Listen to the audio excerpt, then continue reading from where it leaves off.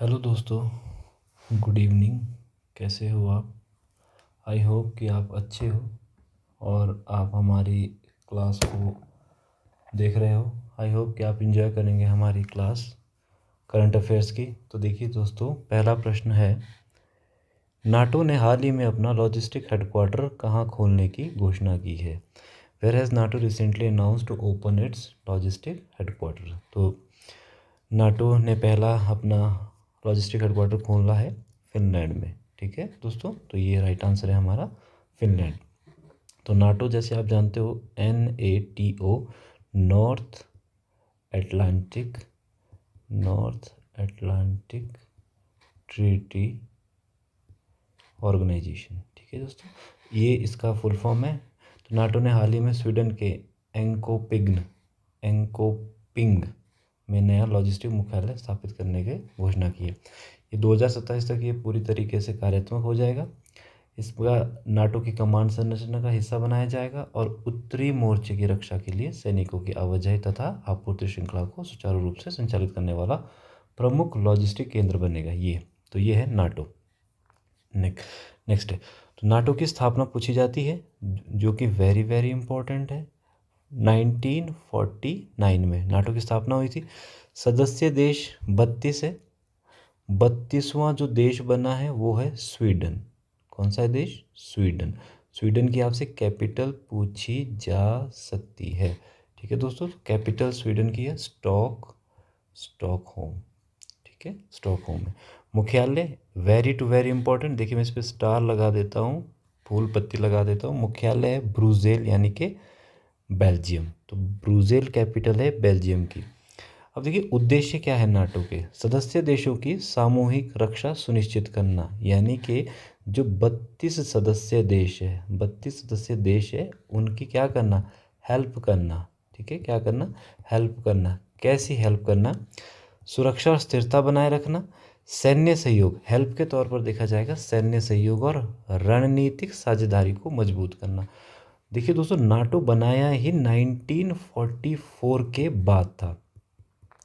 अगर हम बात करते हैं तो 1949 को इसकी स्थापना हुई थी। 1949 को इसकी स्थापना हुई थी किसकी? नाटो की। तो ये इसलिए बनाया गया था ताकि कोई भी देश किसी के ऊपर हमला ना करे। अगर कोई नाटो सदस्य देश के ऊपर हमला करता है तो नाटो उन सभी पर हमला करेगा। नाटो क्या करेगा? उन सभी पर हमला करेगा। तो ये मकसद है नाटो का, तो ये बात आपने ध्यान रखनी है।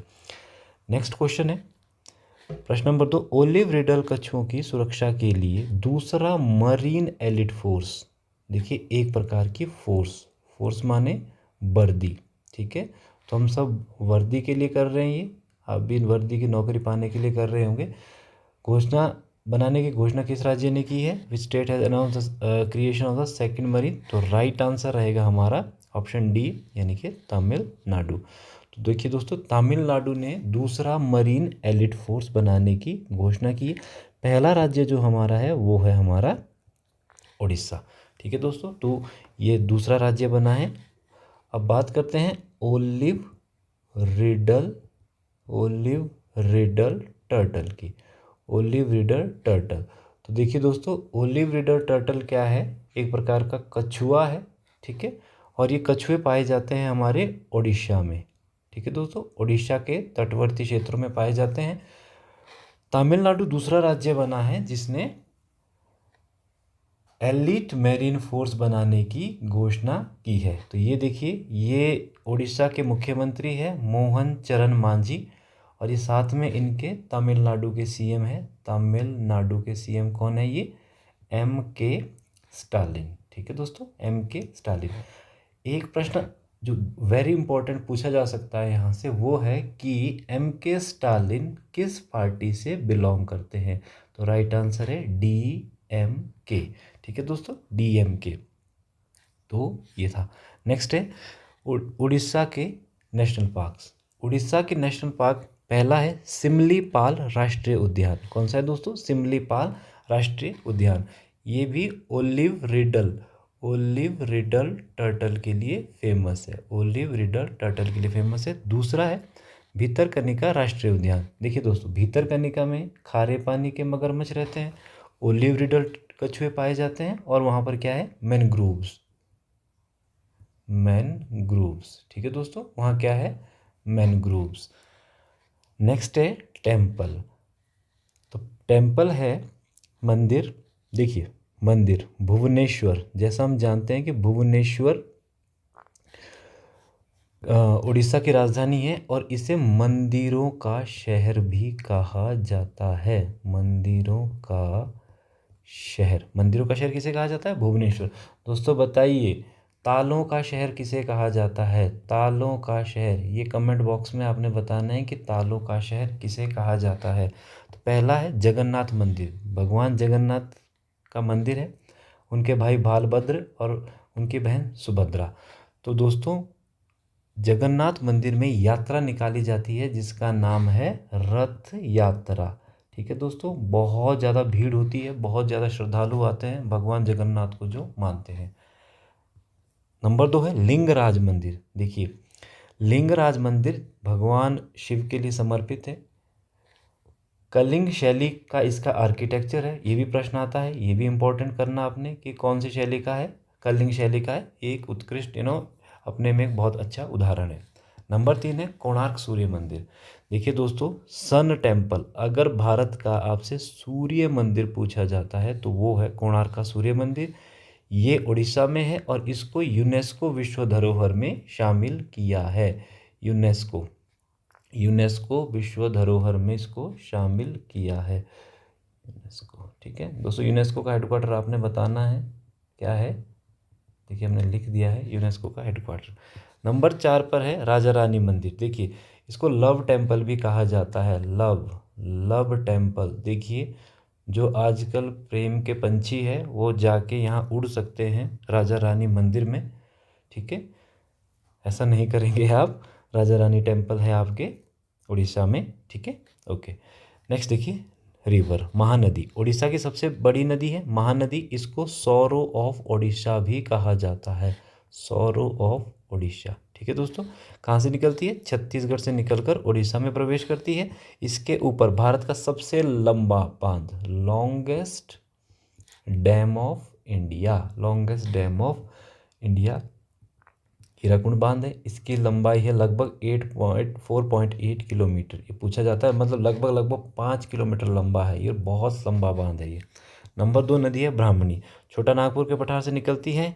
इसके ऊपर प्रश्न आता है कि राउरकेला, राउरकेला संयंत्र, राउरकेला संयंत्र किस नदी से, किस नदी से, किस नदी से पानी पानी लेता है। राउरकेला जो हमारा हैवी प्लांट है वो किस नदी से पानी लेता है, तो उस नदी का नाम है ब्राह्मणी। ठीक है दोस्तों, नेक्स्ट है हमारा बैतरणी, केंद्रीय उड़ीसा की प्रमुख नदी है। ओडिशा की गंगा, ये देखिए ये इंपॉर्टेंट है यहाँ पर, ओडिशा की गंगा, गंगा, गंगा ऑफ ओडिशा, गंगा ऑफ ओडिशा। देखिए दोस्तों, भारत की गंगा नदी सबसे लंबी नदी है। उड़ीसा की नदी बैतरणी को कहा जाता है। आप बताएं कि दक्षिण भारत की गंगा किसे कहा जाता है, साउथ इंडिया गंगा। ठीक है, दक्षिण भारत की गंगा किसे कहा जाता है, ये आप कमेंट बॉक्स पे इसका आंसर ज़रूर दें। ठीक है, नेक्स्ट है सुबर्ण रेखा, झारखंड से निकलती है, उड़ीसा के बालेश्वर जिला में बहती है। ऋषिकुल्या, ओलिव रिडल कछुओं के प्रजनन के लिए ये प्रमुख है। ठीक है, और एक है इंद्रावती। तो ये है उड़ीसा की कुछ महत्वपूर्ण नदियाँ। हाँ जी, उड़ीसा में एक झील है चिल्का झील। ठीक है, एशिया की सबसे बड़ी खारे पानी की झील है, और ये भारत की पहली, भारत की पहली रामसर साइट है। भारत की पहली रामसर साइट कौन सी है, चिल्का लेक है, और इसको लैगून झील भी कहा जाता है। कौन सी झील कहा जाता है, लैगून लेक। ठीक है, उड़ीसा मंदिरों की भूमि, भुवनेश्वर को मंदिरों का शहर कहा जाता है। चिल्का झील प्रवासी पक्षियों के लिए प्रसिद्ध है। नंदनकानन जूलॉजिकल पार्क, देखिए दोस्तों इंपॉर्टेंट है, वेरी वेरी इंपॉर्टेंट। कौन से बाग, वाइट टाइगर। ठीक है दोस्तों, कौन से बाग, वाइट टाइगर के लिए फेमस है। दोस्तों वाइट टाइगर एक बुक है, आप बताएं कि वाइट टाइगर बुक किसने लिखी है, किसने लिखी है वाइट टाइगर पे बताएं। तो ये है, राइट आंसर है अरविंद, अरविंद अडीगा, ठीक है दोस्तों, अरविंद अडीगा। टाइगर, टाइगर स्टेट किसे कहा जाता है? टाइगर स्टेट, ठीक है, टाइगर स्टेट है मध्य प्रदेश। तो सबसे ज़्यादा जो बाघ पाए जाते हैं वो मध्य प्रदेश में पाए जाते हैं। बाघ क्या है हमारा? National national animal, national animal. कौन सा बाघ? वो है बंगाल टाइगर, ठीक है दोस्तों, कौन सा है? बंगाल टाइगर। प्रश्न नंबर 3 देखिए, हाल ही में शुरू किया गया ब्रोंको टेस्ट किस खेल से संबंधित है?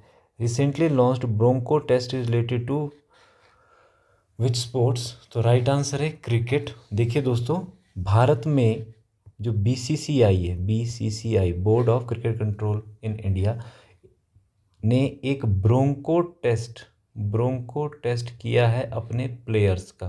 ब्रोंको टेस्ट किया है किसका? अपने प्लेयर्स का। क्यों? क्योंकि उनका स्टेमिना, ठीक है, उनका स्टेमिना वीक हो रहा था। कैसा हो रहा था? वीक हो रहा था। तो ब्रोंको टेस्ट यूजुअली होता है फुटबॉल खिलाड़ियों का। बीसीसीआई ने भी इसको इंट्रोड्यूस किया है। तो ये देखिए, ये खिलाड़ी है भारत के मोस्ट इम्पोर्टेंट, ये देखिए, और ये है हमारे बीसीसीआई का लोगो, ठीक है, बीसीसीआई का लोगो है ये, board of cricket control in India. देखिए ब्रोंको टेस्ट क्या है? ब्रोंको टेस्ट एक फिटनेस टेस्ट है जिसका उपयोग विशेष रूप से फुटबॉल, रग्बी, अन्य खेलों के खिलाड़ियों के स्टेमिना, एंड्योरेंस और एरोबिक एक्टिविटी को परखने के लिए किया जाता है। तो देखिए, बीसीसीआई से इसका फुल फॉर्म एब्रीवेशन पूछा जा सकता है आपसे, या एब्रीवेशन में पूछ लेगा कि बीसीसीआई में सी का क्या मतलब है, या आई का क्या मतलब है, या बी का क्या मतलब है। स्थापना 1928 में हुई थी। मुख्यालय इसका मुंबई, महाराष्ट्र ही है। वर्तमान अध्यक्ष 2025 के रॉजर बिन्नी है। तो ये इम्पोर्टेंट है, रॉजर बिन्नी, ठीक है दोस्तों, तो ये इम्पोर्टेंट है। अगर हम बात करते हैं कि इंटरनेशनल लेवल पर क्रिकेट का नियंत्रक बोर्ड कौन सा है, तो है आईसीसी, इंटरनेशनल क्रिकेट काउंसिल। इसका हेडक्वार्टर आपसे पूछा जा सकता है। तो इसका हेडक्वार्टर है दुबई में, ठीक है दोस्तों, दुबई में। और इसकी स्थापना आपसे पूछी जाए तो 1909 में इसकी स्थापना हुई थी, ठीक है। बीसीसीआई का पहला अध्यक्ष कौन था? RE ग्रांट गोवन, ठीक है। ये अभी पूछा गया है, इम्पॉर्टेंट, किसी एग्जाम में ये पूछा गया है, तो आपने इसका ध्यान से आंसर करना है। आईपीएल इंडियन प्रीमियर लीग कौन करवाता है? बीसीसीआई। तो दोस्तों, फर्स्ट आईपीएल कब करवाया गया था? 2008 में। विनर कौन रहा था? राजस्थान रॉयल्स, ठीक है। अभी लेटेस्ट 2025 का जीता है आरसीबी ने, यानी कि रॉयल चैलेंजर बेंगलुरु, ठीक है। ये हमारे विजय भैया बोलते, विजय माल्या की टीम है, ठीक है, विजय माल्या, जो अभी लंदन में आराम फरमा रहे हैं। नेक्स्ट है, यह विश्व का सबसे धनी क्रिकेट बोर्ड है। देखिए दोस्तों, पैसा बहुत है हमारे क्रिकेटरों के पास, तो ये सबसे धनी बोर्ड है कौन सा? बीसीसीआई, ठीक है दोस्तों। ओके, नेक्स्ट है नंबर 4, ऑनलाइन गेमिंग बिल 2025 के तहत किन खेलों पर प्रतिबंध लगाया गया है? ऑनलाइन गेमिंग बिल, तो देखिए, ऑनलाइन गेमिंग बिल में ऑनलाइन और धन कमाने वाले गेम्स के ऊपर क्या लगा दिया गया है? बैन लगा दिया गया है। दे आर बैंड, ठीक है, उनको बैन कर दिया है भारत सरकार ने। जैसे आपका ड्रीम 11 हो गया, आईपीएल के दौरान आप लोगों ने भी ड्रीम 11 पे टीम बनाई होगी और जीता होगा, कईयों ने कुछ जीता होगा, कईयों के हाथ खाली रहे और वो पछता रहे थे कि हाँ, अगली बारी 2026 के ड्रीम 11 में तो हम पक्का ही एक टीम बनाएंगे। तो देखिए, भारत सरकार ने promotion and regulation of online gaming bill 2025 पारित किया। यह कानून सभी पैसे वाले ऑनलाइन गेम्स पर प्रतिबंध लगाता है, लाइक ड्रीम 11, माई 11 सर्कल, गेम्स क्राफ्ट, एमपीएल जैसी कंपनियों की सेवाएं बंद हो जाएगी। सिर्फ ई स्पोर्ट, सोशल गेम्स और शैक्षणिक गेम्स, ठीक है, एजुकेशनल। देखिए दोस्तों, सरकार भी चाहती है कि हमारे आने वाले जो भविष्य है वो एजुकेशनल गेम्स खेलें, ना कि ड्रीम 11 खेलें, तो सरकार ने बंद कर दिया। किसी भी पैसे वाले गेम का विज्ञापन करना अब गैर कानूनी है। अगर कोई भी खिलाड़ी कहता है कि इस गेम को खेलो, यहाँ से पैसा मिलेगा, तो वो क्या है? गैर कानूनी। बैंक्स और वॉलेट को भी लेन देन का करने से रोका गया है। तो जो भी बैंक है, चाहे प्राइवेट है, चाहे कमर्शियल बैंक है, चाहे पब्लिक बैंक है, उनको भी बोला गया है कि आपने गेम्स नहीं खेलना है या उसको कोई भी ऐसा प्रकार का लेन देन नहीं करना। कानून तोड़ने पर 3 साल की सज़ा या 1 करोड़ का जुर्माना। खिलाड़ियों को अपराधी नहीं बल्कि पीड़ित माना जाएगा। जो खिलाड़ी है उसमें अपराधी नहीं, पीड़ित होंगे वो लोग। ऐसे गेम्स की लत लगती है, आर्थिक नुकसान होता है और सामाजिक एक संकट पैदा हो सकता है, ऐसा इंडियन गवर्नमेंट का कहना है। उद्योग का तर्क है कि यह सेक्टर 20,000 करोड़ का टैक्स देता है। देखिए, अगर ये सरकार को टैक्स भी दे रहा है फिर भी सरकार ने इसे बंद कर दिया, यानी कि ये सरकार चाहती है कि हमारा जो भविष्य है आगे, हमारे जो यूथ है वो आगे आए और ऐसी गेम की लत में ना पड़े। 2 लाख रोजगार पैदा करता था ये, ठीक है, तो भी बंद कर दिया है। कंपनियों और संगठनों ने कहा है कि बैन से लोग अवैध विदेशी साइटों पर जाएंगे, ठीक है, तो ये अलग बात है कहाँ जाएंगे। आईपीएल और भारतीय क्रिकेट पर बड़ा असर पड़ेगा क्योंकि ड्रीम 11, माई सर्कल 11 जैसी कंपनियां उसको स्पॉन्सर करती थी, ठीक है दोस्तों। तो ये ऐसा है। सरकार एक विशेष प्राधिकरण बनाएगी जो तय करेगा कि कौन सा गेम मनी बेस्ड है कि नहीं है। यह कानून लोगों को लत और धोखाधड़ी से बचाने के लिए लाया जाएगा। तो अब की बार no dream 11, no my 11 circle होगा, ठीक है, ओके। प्रश्न नंबर 5 देखिए कि मारबत उत्सव कहाँ मनाया जाता है। Where is the Marbat festival celebrated. Nagpur, Kolhapur, Sholapur और मुंबई। देखिए दोस्तों, राइट आंसर होगा नागपुर, ठीक है, ये नागपुर में मनाया जाता है। देखिए, मारबत उत्सव नागपुर में मनाया जाने वाला एक पारंपरिक उत्सव है। बुराई को भगाने के लिए इसका मनाया जाता है। काली और पीली मारबतों यानी कि विशाल पुतले, ये पीली है, ये काली है, ये क्या है, पुतले हैं, ठीक है दोस्तों, पुतले बनाए जाते हैं और उनकी एक परेड निकाली जाती है, ठीक है। जैसा हम दशहरे में रावण का पुतला बनाते हैं फिर जलाते हैं, तो नागपुर के लोगों ने क्या किया कि बुराइयों को भगाने के लिए, गंदी चीज़ों को समाज में ना आने के लिए उन्होंने एक पीली एक काली करके स्टैचू बनाए और पूरे उसका बाज़ार में घुमाया, पूरे शहर में ले गए। तो उस फेस्टिवल को मारबत फेस्टिवल कहा जाता है। इम्पॉर्टेंट करना है इसको आप, ये इम्पॉर्टेंट रहेगा, ठीक है दोस्तों। फेस्टिवल हमेशा ही हर एग्ज़ाम पॉइंट ऑफ व्यू से इम्पॉर्टेंट रहते हैं। आप नोट करते जाएं जहाँ जहाँ पर इम्पॉर्टेंट हो रहा है, जहाँ जहाँ पर ऐसी कुछ बात बताई जा रही है। देखिए, नागपुर की सांस्कृतिक पहचान का एक महत्वपूर्ण हिस्सा है। केवल धार्मिक आयोजन नहीं है, समकालीन सामाजिक और राजनीतिक मुद्दों पर व्यंग करने वाला, अब ये हंसाता भी है कि देखिए हमारे नेता ऐसे हैं, हमारे अधिकारी ऐसे हैं, और विरोध करने का एक माध्यम भी बन जाता है। मतलब अगर आपने किसी का भी विरोध करना है, सरकार का विरोध करना है, किसी गलत नीति का विरोध करना है, किसी गलत व्यक्ति का, समाज का विरोध करना है या कुरीतियों का विरोध करना है, तो Marbat festival is most important. देखिए, नेक्स्ट है नागपुर। नागपुर को ऑरेंज सिटी कहा जाता है। कौन सा सिटी कहा जाता है दोस्तों? ऑरेंज सिटी, ठीक है। ऑरेंज आपने खूब खाए होंगे, ठीक है। तो ऑरेंज में बताएं कौन सा विटामिन होता है? तो ऑरेंज में होता है विटामिन सी।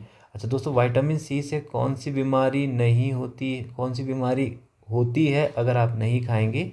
तो वो है स्कर्वी, ठीक है। कौन सी बीमारी होगी अगर आप विटामिन सी ही नहीं लेंगे? तो स्कर्वी। अच्छा, फल होते हैं खट्टे। कौन से फल होते हैं? खट्टे। तो खट्टे फलों में क्या पाया जाता है? विटामिन सी, ठीक है। तो यहाँ पर खेती की जाती है संतरों की। भारत का 0 मील पत्थर, 0 माइलस्टोन, इंपॉर्टेंट करना आप इसको, ठीक है, इंपॉर्टेंट। राष्ट्रीय स्वयंसेवक संघ का मुख्यालय नागपुर में है। दीक्षा भूमि, ये इंपॉर्टेंट करना दोस्तों, दीक्षा भूमि इंपॉर्टेंट करना, नागपुर में है। भीमराव अंबेडकर ने 1956 में बौद्ध धर्म धारण किया था, ठीक है, बौद्ध धर्म स्वीकार किया था, बौद्ध धर्म अपनाया था, ठीक है, अपनाया था। कहाँ पर अपनाया था? दीक्षा भूमि, ये हमारे नागपुर में है। बी आर अम्बेडकर को father of Indian constitution, father of Indian constitution, ठीक है दोस्तों, father of Indian constitution. Next है गोरखपुर झील है। फुलाता झील नागपुर में है।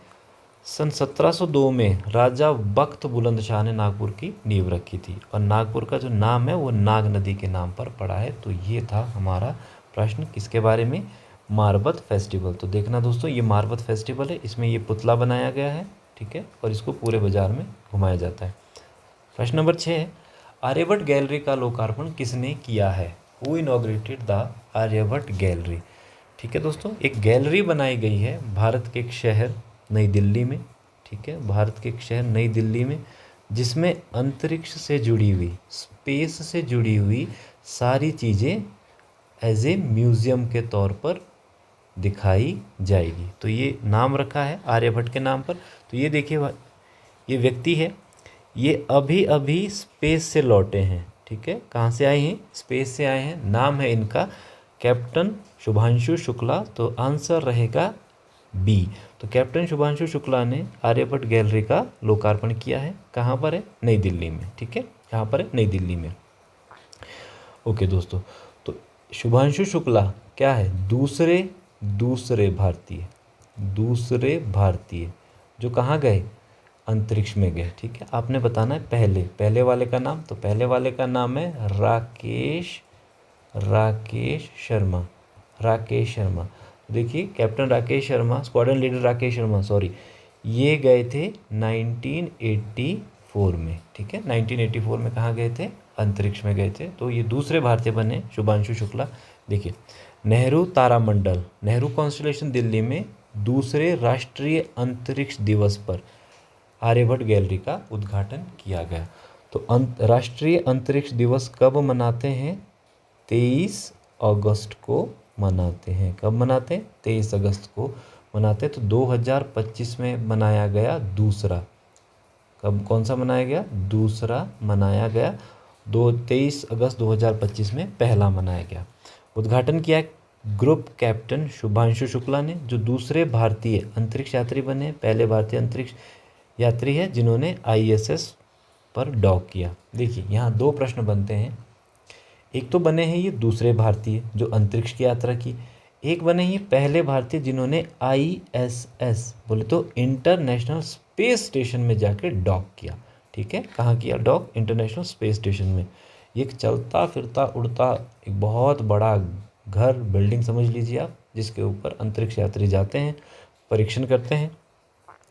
और यह है, छात्रों को प्रोत्साहित किया। ठीक है, गगनयान के बारे में बताया कि आप गगनयान जो भारत का भविष्य में होने वाला है, और भारत जो स्पेस स्टेशन बनाने वाला है अपना, स्पेस स्टेशन कब तक बनाएगा? 2035 तक। ठीक है, 2035 तक भारत अपना स्पेस स्टेशन बनाएगा, जैसा ISS है। और भारत बोलता है कि मून के ऊपर, इसरो बोलता है कि मून के ऊपर 2040 तक मैं किसको भेज दूंगा? ह्यूमन को भेज दूंगा। तो दोस्तों, हो सकता है कि 2040 तक आपके बच्चे हो जाएं और वो तब तक मून के ऊपर जाने के ख्वाब देखें। आर्यभट्ट गैलरी भारत के प्राचीन खगोल विरासत से लेकर आधुनिक अंतरिक्ष उपलब्धियों तक का प्रदर्शन वहाँ किया जाएगा। शुभांशु शुक्ला पहले भारतीय हैं जिन्होंने एक्सियोम फॉर्मेशन के तहत ISS की यात्रा की। 25 जून को अमेरिका के कैनेडी स्पेस सेंटर से इन्होंने अंतरिक्ष यान की उड़ान भरी। 15 जुलाई 2025 को सुरक्षित वापस आ गए। मिशन प्रोफाइल था इनका, मिशन पायलट। इसमें और भी थे, अमेरिका के पैगी विटसन कमांडर थे, पोलैंड के स्वाजरोज उजनान्स्की और हंगरी के तिबोर कापू, ये भी स्पेशलिस्ट थे। प्रयोग किए इन्होंने जीव विज्ञान पर, कृषि पर, स्पेस बायोटेक्नोलॉजी, संज्ञात्मक अनुसंधान पर। ठीक है, 2000 घंटे का अधिक, 2000 घंटे से भी अधिक प्रशिक्षण है सुखोई, मेग, जैगुआर, डॉनियर जैसे प्लेन या जेट उड़ाने का। किससे? शुभांशु शुक्ला को। प्रश्न नंबर 7 देखिए, मैत्री युद्ध अभ्यास किन दो देशों के बीच आयोजित होता है? तो military exercise Maitree conducted between which two countries? तो ये होता है भारत और थाईलैंड के बीच। दोस्तों, किसके बीच होता है ये? भारत और थाईलैंड के बीच। तो 2025 का आयोजित किया गया उमरोई है मेघालय में, वहाँ पर इसका आयोजन किया गया। ठीक है, तो ये है 2024 का हुआ था थाईलैंड में ही। ठीक है, 2025 का होगा उमरोई मेघालय में। राजधानी है बैंकॉक, मुद्रा है बाट थाईलैंड की, राष्ट्रीय भाषा है थाई, धर्म बौद्ध धर्म, 90% से अधिक बौद्ध धर्म है। थाईलैंड का पूर्व का नाम सियाम, इसको इम्पोर्टेंट करना। ठीक है, इसको इम्पोर्टेंट करना। कॉन्स्टिट्यूशनल मोनार्की है, वर्तमान के राजा किंग रोमा एक्स राष्ट्रीय पशु इनका हाथी है। ठीक है। एडोब ऑफ हिम क्लाउड्स किसे कहा जाता है? तो वो कहा जाता है मेघालय को। ठीक है दोस्तों, मेघालय को एडोब ऑफ क्लाउड्स कहा जाता है। मेघालय मासिन राम सबसे ज़्यादा बारिश होती है। ठीक है, मासिन राम में। कुछ एक्सरसाइज है। थाईलैंड मैत्री जो भारत करता है। युद्ध अभ्यास अमेरिका के साथ। इंदिरा रूस के साथ। वज्र प्रहार America. Konkan Britain. Malabar America Japan Australia Bharat.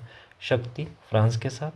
Hand in hand चीन के साथ। सूर्य किरण नेपाल के साथ। और गरुड़ा इंडोनेशिया के साथ। तो ये कुछ भारत की अपना युद्ध अभ्यास है। ठीक है, जो वो अपने जो फ्रेंड्स देश है, दोस्त मित्र है, उनके साथ करता है। ठीक है दोस्तों, प्रश्न नंबर 8 देखिए।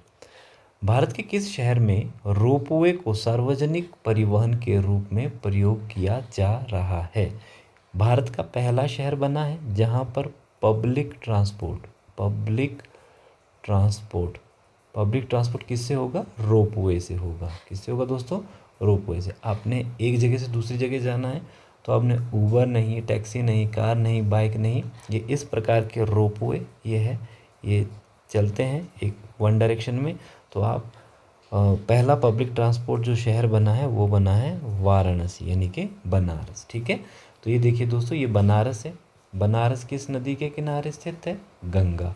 और गंगा की सबसे बड़ी सहायक नदी, दोस्तों बहुत बारी पूछा गया है, गंगा की सहायक नदी, ठीक है, कौन सी है? यमुना। ठीक है, यमुना।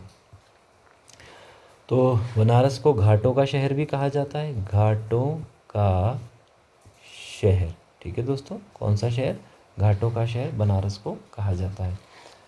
देखिए, बनारस किस नदी के किनारे? तो गंगा नदी है। अन्य नाम इसका काशी भी है, बनारस भी है। हिंदू पवित्र मानते हैं इसको, पवित्र नगरी, मृत्यु और मोक्ष का प्रसिद्ध केंद्र है ये। घाट है दशाश्वमेध घाट, मणिकर्णिका घाट और अस्सी घाट। मणिकर्णिका घाट आप ये देख रहे हैं, ये मणिकर्णिका घाट है जहाँ पर इसको मोक्ष धाम भी कहा जाता है। ठीक है, कौन सा धाम? मोक्ष धाम। यहाँ पर लोग अपना मुक्ति, इस काल चक्र से बाहर आने के लिए, मुक्ति प्राप्त करने के लिए आते हैं और यहीं अपनी ई लीला समाप्त करके यहीं गंगा मैया में समा जाते हैं। प्रसिद्ध मंदिर है काशी विश्वनाथ। ये देखिए, ये मंदिर है काशी विश्वनाथ, विष्णु मंदिर, दशाश्वमेध मंदिर। यूनिवर्सिटी, अगर विश्वविद्यालय की बात करें तो BHU। ठीक है, BHU की स्थापना किसने की थी? एस्टैब्लिशमेंट किसने की थी? मदन मोहन मालवीय ने। मुख्य उद्योग सिल्क, आपने हमेशा सुना होगा बनारसी साड़ी, तो बनारस उसके लिए फेमस है। हस्तशिल्प, हैंडीक्राफ्ट्स, कागज़ की कुछ हस्तकलाएँ बनती है। लोकगीत है, लोक घराने हैं, बनारसी ठुमरी है, शास्त्रीय संगीत है। दुनिया के सबसे पुराने लगातार बसे शहरों में से एक है। दुनिया का जो सबसे ओल्डेस्ट, और ये भारत का सबसे ओल्डेस्ट लिविंग सिटी है। ठीक है, कौन सा? बनारस। सारनाथ बनारस में है, मतलब बनारस के साथ में ही है, उत्तर प्रदेश में है। सारनाथ हमें अशोक चक्र से याद आता है जो हमारे तिरंगे में लगा हुआ है। ये देखिए, ये है CM योगी आदित्यनाथ। लखनऊ राजधानी है उत्तर प्रदेश की। सबसे बड़ा शहर कानपुर है। ठीक है, कानपुर के बारे में बोला जाता है कि नॉर्थ इंडिया का मैनचेस्टर। ठीक है, नॉर्थ इंडिया का मैनचेस्टर। भाषा हिंदी, मुख्यमंत्री योगी आदित्यनाथ और राज्यपाल है आनंदीबेन मोहम्मद भाई पटेल। ये देखिए, ये आनंदीबेन पटेल है। नेक्स्ट है प्रश्न नंबर 9। नासा ने किस कंपनी के साथ मिलकर सूर्या AI लॉन्च किया है? NASA, NASA। दोस्तों, नासा याद आता है तो अमेरिका याद आना चाहिए। इसरो याद आता है तो इंडिया याद आना चाहिए। जाक्सा याद आता है तो जापान याद आना चाहिए। और अगर रॉस कॉस्मोस याद आता है तो रशिया याद आना चाहिए। तो ये है उन देशों की अंतरिक्ष एजेंसी। बात करते हैं नासा ने किस कंपनी के साथ मिलकर सूर्या एआई लॉन्च किया है। तो राइट आंसर है IBM। ठीक है दोस्तों, IBM। IBM का फुल फॉर्म रहता है इंटरनेशनल बिजनेस मशीन। ठीक है, इंटरनेशनल बिजनेस मशीन एक एआई मॉडल तैयार किया है जो सूर्य से आने वाली लपटों के बारे में जानकारी देगा। देखिए आपको दिख रहा होगा ये सूर्य के बाहर कुछ फ्लेयर्स आती है जो हार्मफुल होती है पूरे सोलर सिस्टम के लिए, और स्पेशली उन ग्रहों के लिए जो बिल्कुल सूर्य के नज़दीक है। जैसे जितने भी हमारे चार आंतरिक ग्रह जिसमें पृथ्वी हो गया, वीनस हो गया, मार्स हो गया, बुध, मरकरी हो गया, इनके लिए। ठीक है, तो ये देखिए उन्नत किस्म का कृत्रिम बुद्धिमत्ता मॉडल है जो अंतरिक्ष मौसम की भविष्यवाणी में मदद करेगा। IBM के सहयोग से तैयार किया गया है। सोलर डायनामिक ऑब्जर्वेटरी रहेगा, पिछले 9 सालों का डाटा बता के ये बताएगा कि कब सूरज में से सौर फटने वाला है, उग्रताओं की सटीक जानकारी देगा। जैसे फ्लेयर्स आ रहे हैं, ये देखिए अगर ऐसे फ्लेयर्स आते हैं तो कहाँ कहाँ पर डैमेज होता है, तो उसके बारे में भविष्यवाणी करेगा सूर्या एआई। हमारा सैटेलाइट सिस्टम डैमेज हो सकता है अगर सूर्य से फ्लेयर्स आती है। इलेक्ट्रिसिटी ग्रिड डैमेज हो सकती है। एरोप्लेन जो ट्रांसपोर्टेशन है वो हमारा बाधित हो सकता है। GPS प्रभावित हो सकता है, जिससे हमारा पूरा ग्लोबल पोजीशनिंग सिस्टम काम करता है। तो इसके लिए IBM और नासा ने मिलके एक AI मॉडल तैयार किया जिसका नाम सूर्य भगवान के नाम पर सूर्या AI रखा है। देखिए भारत का इसरो ने आदित्य L1 भारत का पहला अंतरिक्ष आधारित सौर मिशन भेजा था। ठीक है, 2023 में इसको भेजा था, और ये सूर्य और पृथ्वी के बीच जो लैग्रेंज पॉइंट है L1 वहाँ तक ये वहाँ घूम रहा है और स्थापित वहीं पर किया गया है। ये भी हमें सूर्य से आने वाली जानकारियाँ देगा। सूर्य क्या है? एक तारा। सूर्य का अपना एक सोलर सिस्टम है और ये केंद्र में खुद रहता है। ठीक है, इसकी लगभग दूरी है 93 million miles from the earth. Diameter है 1.39 मिलियन किलोमीटर। 109 गुना बड़ा है ये हमारी पृथ्वी से। देखिए हमारी पृथ्वी भी बहुत बड़ी है, पर हमारी पृथ्वी से 9 गुना बड़ा क्या है? सूर्य है, 109 गुना बड़ा। द्रव्यमान क्या है? सौर मंडल का 99.86%। तो भाइयों और बहनों, किस बात का गुरूर है? जिस पृथ्वी पर हम रहते हैं, जिस गांव शहर में हम रहते हैं, जिस गली मोहल्ले के हम शहंशाह हैं, थोड़ा दूर तक सोचे कि सौर मंडल जितना भी हमारा सोलर सिस्टम है, अकेला सन 99.86% उसका हिस्सा रखता है। तो हम कुछ भी नहीं है। तत्व है हाइड्रोजन और हीलियम। सतह का तापमान लगभग 5500 डिग्री सेल्सियस रहता है इसके सरफेस का टेम्परेचर। ठीक है, केंद्र का तापमान 15 मिलियन डिग्री सेल्सियस रहता है। ठीक है, हाइड्रोजन का हीलियम में रूपांतरण होता है। Hydrogen to helium. ठीक है, हाइड्रोजन टू हीलियम बनता है और न्यूक्लियर फ्यूज़न वहाँ पर प्रोसेस चलता रहता है। न्यूक्लियर फ्यूज़न, ठीक है, यानी कि संलयन। ठीक है दोस्तों, तो ये था सूर्य के बारे में। तो ये था हमारा पहला आज का करंट अफेयर्स का क्लास। आई होप आपको अच्छा लगा होगा। Thank you so much.